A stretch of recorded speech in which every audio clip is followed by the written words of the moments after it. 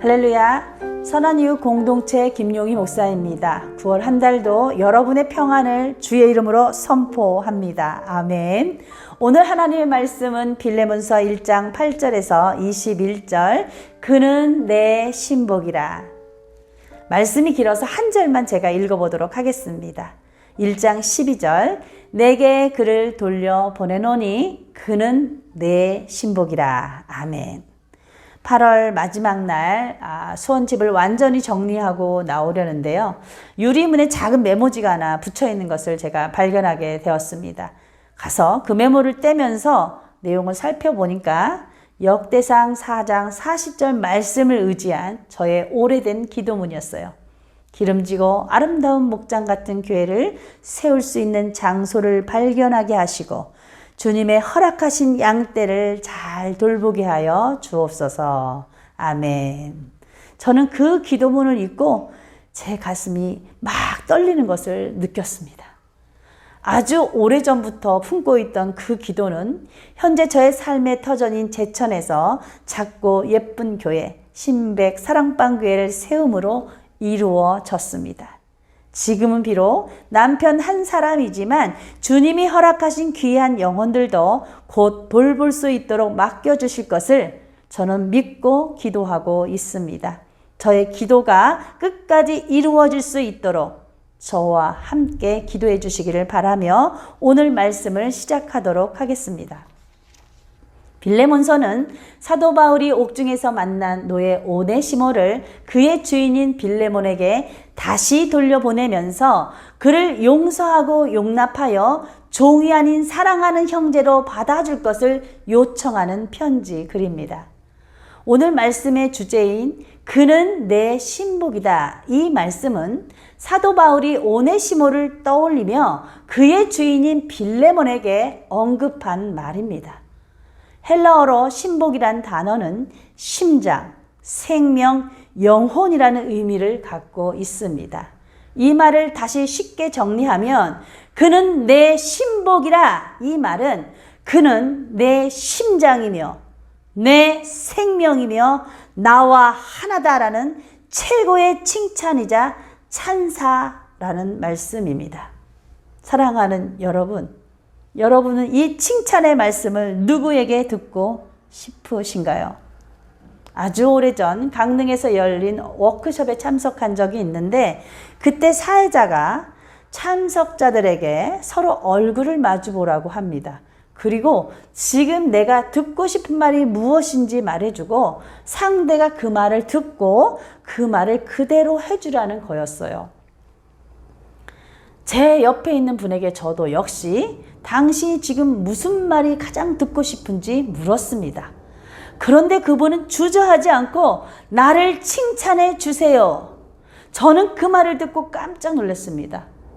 그분은 늘 사람들을 칭찬해 주는 최고의 지도자였습니다. 그런 분도 칭찬이 필요하다는 말이 정말 저를 깜짝 놀라게 했습니다. 사랑하는 여러분, 여러분도 칭찬이 필요하십니까? 누구에게 어떤 칭찬을 받기를 원하십니까?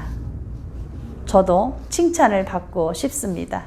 신백 사랑방 교회를 통해서 주님께서 저에게 김용희 목사는 내 신복이라.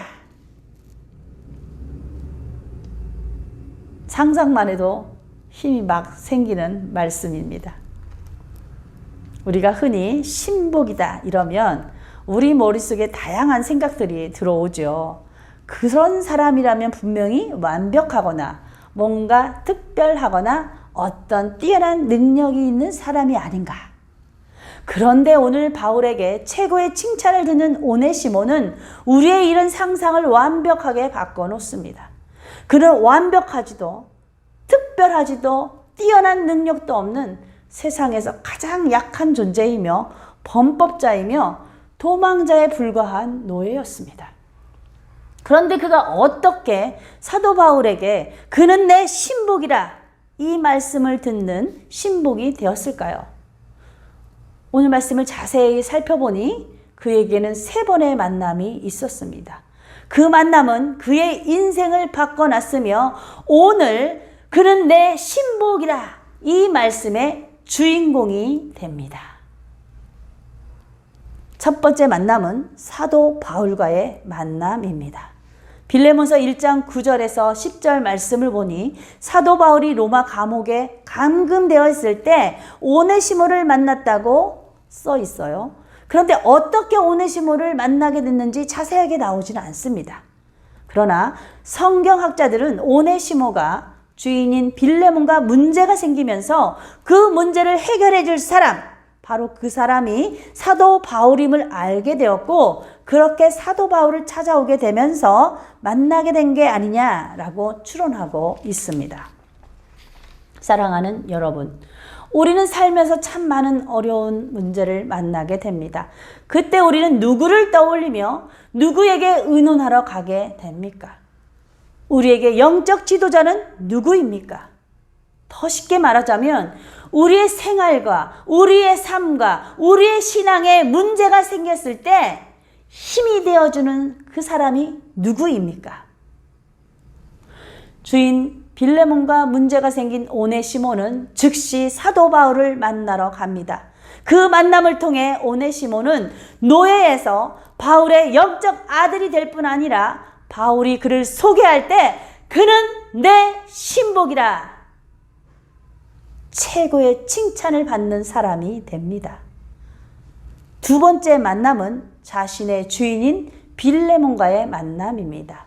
빌레몬서 1장 15절, 오네시모가 빌레몬의 종으로 있다가 주인을 잠시 떠나게 된 것이 하나님의 주권이며 하나님의 섭니다라고 말씀하고 있습니다. 이게 무슨 말씀인가? 조금만 묵상하면 그 의미를 알게 됩니다. 오네시모가 빌레몬의 집에 종으로 있을 때에는 시키면 시키는 대로, 밟히면 밟히는 대로, 하다못해 주인이 다른 곳에 팔면 팔리는 대로 그렇게 수동적인 삶을 살았습니다. 그러나 영적 지도자 사도 바울을 만나서 그의 신복이 된 오네시모는 다시 주인을 만날 때 그는 주인인 빌레몬과 동등하고 평등한 존재, 더 나아가서는 주 안에서 사랑하는 형제요 가족이요 동역자의 관계로 돌아와 주체적인 존재가 됩니다. 주인 빌레몬과 만남은 악연이 아닌 하나님의 주권으로 이루어진 하나님의 섭리이며 은혜였다는 사실입니다. 아멘. 직장 생활에서 가장 힘든 원인 중에 하나가 사람이라고 합니다. 우리는 사람을 피해서 살아갈 수는 없습니다. 하나님께서 우리를 사람들과 어울리며 서로 도와가며 서로 사랑하며 살아가도록 만드셨기 때문이죠. 코로나로 우리는 점점 사람과 멀어지고 있습니다. 어떤 사람들은 이런 현상을 좋은 현상이라고 말해요.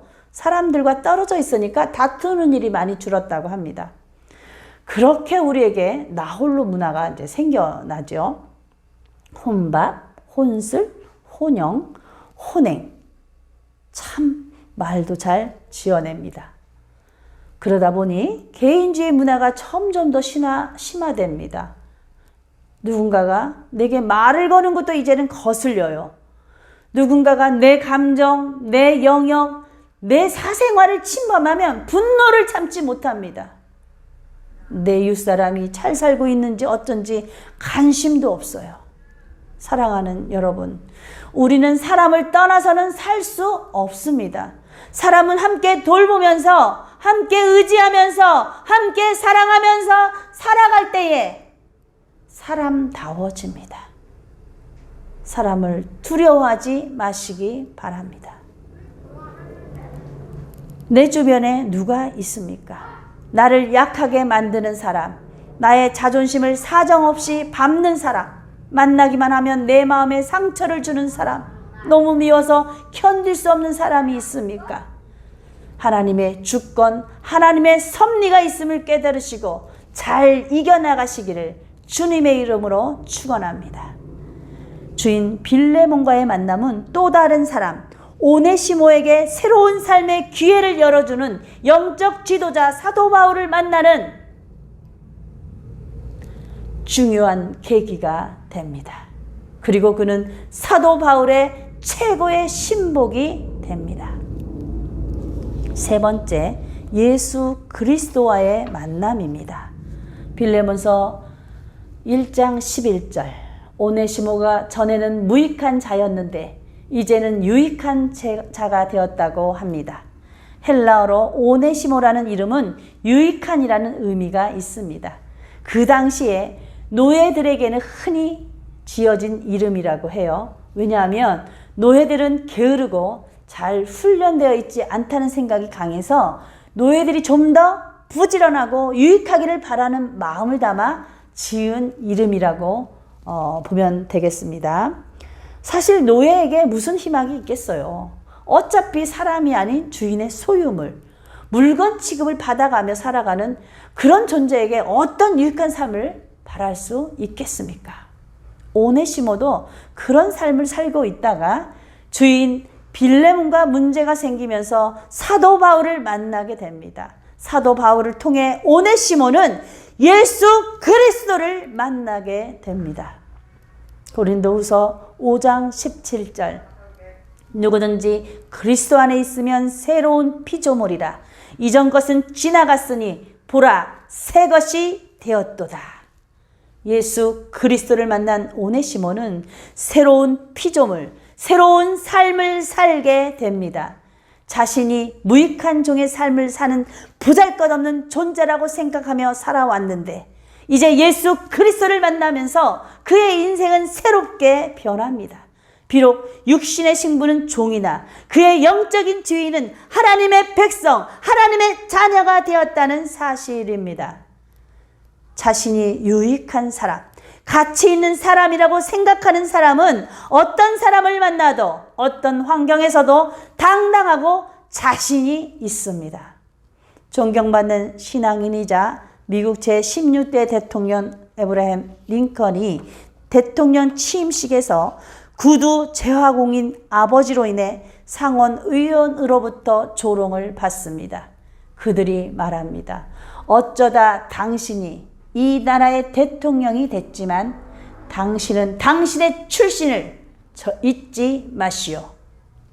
이곳에 있는 상원 의원들 대부분이 당신의 아버지가 만든 구두를 신고 있다는 것을 당신은 잊지 말아야 합니다. 그때 링컨 대통령은 당당하게 말합니다. 자신이 아버지를 얼마나 존경하는지, 그리고 누구든지 아버지가 만든 신발에 문제가 있다면 자신이 고쳐주겠다는 말로 연설을 마칩니다.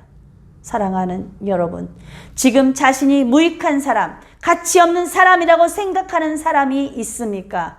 예수 그리스도를 만나시기를 축원합니다. 그분이 당신을 새로운 피조물로, 새로운 인생의 삶으로 인도해 주실 것을 믿고 그분을 따라오시기를 축원합니다. 아멘. 이제 말씀을 마치고자 합니다. 사랑하는 여러분, 지금까지 살면서 우리가 들었던 최고의 칭찬은 무엇입니까? 오네시모가 평생 들었던 최고의 칭찬은 사도 바울로부터 들은 그는 내 신복이라. 사랑하는 여러분, 우리가 바로 주님 앞에서 지난날 보잘것없던 오네시모입니다. 우리도 오네시모처럼 죄의 종으로 무익한 삶을 살았어요. 그런 우리의 삶을 예수 그리스도를 통해서 죄의 종, 무익한 삶이 아닌 의인의 삶, 새로운 삶을 살게 되었습니다. 아멘. 그리고 오늘 우리를 가리키며 주님께서 말씀하십니다. 그는 내 신복이라. 우리가 들어야 할 최고의 칭찬입니다. 사랑하는 여러분, 한 달 동안 하나님의 백성으로 예수 그리스도의 신복으로 당당하게 살아가시기를 주의 이름으로 축복하며 오늘 말씀을 마치겠습니다. 기도하겠습니다.